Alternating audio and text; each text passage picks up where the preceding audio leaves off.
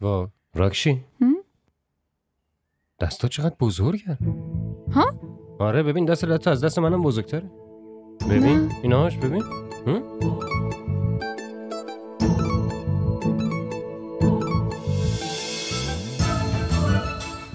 میدونی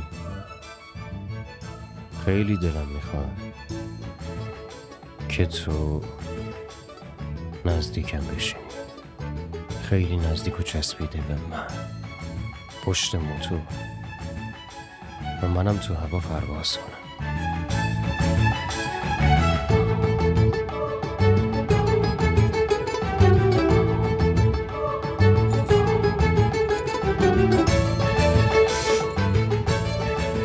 من نمیخوام تو هوا باهات پرواز کنم.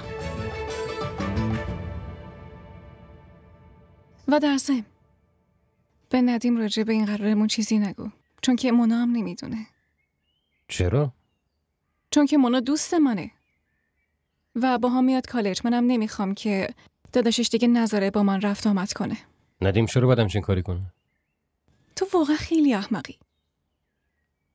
آره اون خوشحال میشه که دوستش با یه دختر قرار میذاره، ولی اصلا نمیتونه هضم کنه که دوست خواهرش با یه پسر قرار میذاره. عجبا.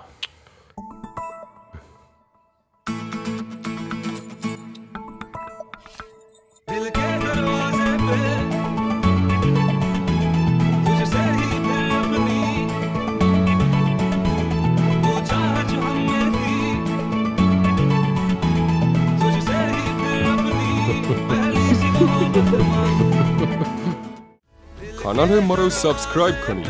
حمایت شما به ما روحیه میده.